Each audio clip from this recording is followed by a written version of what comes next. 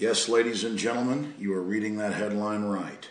Banks financing Mexico gangs admitted in Wells Fargo deal from June of last year, now more than a year ago, from Bloomberg, Associated Press, you name it, but was not a big issue on the nightly news. Now, I couldn't go to sleep. It's Friday night. Why am I here? Because laying there in bed, I began to think about just how ridiculously in our face and obvious all of this is. I'm going to present proof here. I'm going to cover it more Sunday, 4 to 6 p.m. on my syndicated radio broadcast, that the same banks that have purposefully imploded our economy and many other economies by design, their own documents show, have been controlling narcotics trafficking for hundreds of years, even before it was illegal, and that they made it illegal so that they could control the black market, corrupt police, and get a much higher price for their products. Of course, back in 1997, they had the Solicitor General of the CIA before Congress have to admit that yes, the CIA brought in crack cocaine, the recipe, flooded the country with that. Why do they do it? Well, it's multifaceted. They don't work for America. They work for Wall Street, which is setting up a global private corporate government.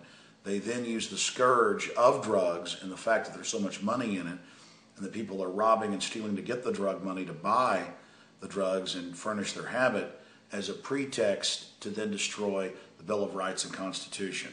It's problem, reaction, solution. And this ties directly into Operation Fast and Furious. So let's go over it ourselves very quickly. Again, I just showed you Bloomberg. You can look all of this up for yourself. Here's just a couple more of these articles. Here's one that was in Daily Kos. Reuters actually picked this up, but it got no attention in the United States. This is now 3 years ago, 2008, actually 2007 when it first came out. CIA torture jet wrecks with 4 tons of pure cocaine. It was registered for the CIA, making rendition torture flights, and at the same time shipping cocaine around. It crashed in Yucatan down in southeastern Mexico. And there were, of course, newscasts on it as well, but not in the United States. Now, why do I bring this up? Here's another sterling example of this. And if you go to Infowars.com, you can read this detailed report that links to mainstream press releases by the federal government of Mexico, the Federal Police News Channel, and major newspapers and radio stations in Mexico, including U.S. reports and federal court cases inside the United States. Los Zetas Kingpin. We bought guns directly from U.S. government. Now, this just broke in the last few days. But here's what you need to know.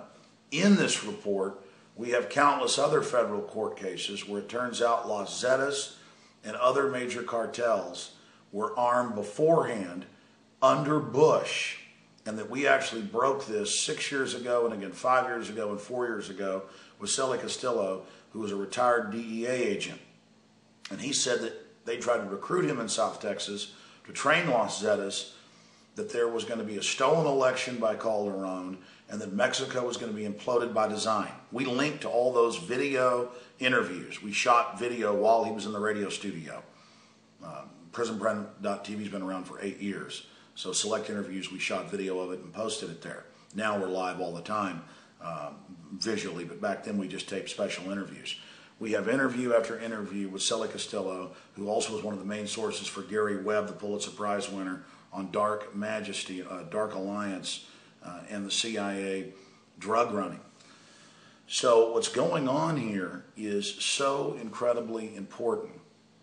It's not just that the Justice Department has been caught lying to everyone and saying that they didn't order the ATF, the Bureau of Alcohol, Tobacco, Firearms, and Explosives, to sell and to allow 30,000 guns out of the United States into Mexico, to then connect them to murders and crime as a pretext to call for gun control. Holder's already been doing that for 2 years, saying that's what's causing Mexico to collapse.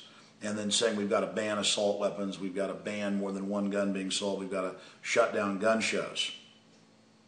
Now, the head of the ATF, because he doesn't want to be burned, has come out and said, of course we were ordered to do this. Well, we don't, and now press releases are coming out where they found Holder going back a year and a half ago, actually to 2009, talking about how they were running operations to track guns. So they're kind of protecting themselves early on, but not giving details of exactly what they've done. So this is the information we're covering, and it's the same thing with the narcotics. It's order out of chaos. These big mega corporations are masters, just like the Rothschilds were 200 years ago, financing the French and the British, or financing the Austrians and the French. It's the same thing over and over again. They play both sides. And Castillo has been totally proven to be accurate. He came out. He's now in prison for speaking out on these things. They set him up just a few years ago. He's in federal prison. Guy never had a criminal record. By the ATF, by the way. It's incredible. He was on record saying, watch, Mexico's going to blow up. Los Zetas is trained at Fort Benning, Georgia. Now all that's come out of the U.S. military.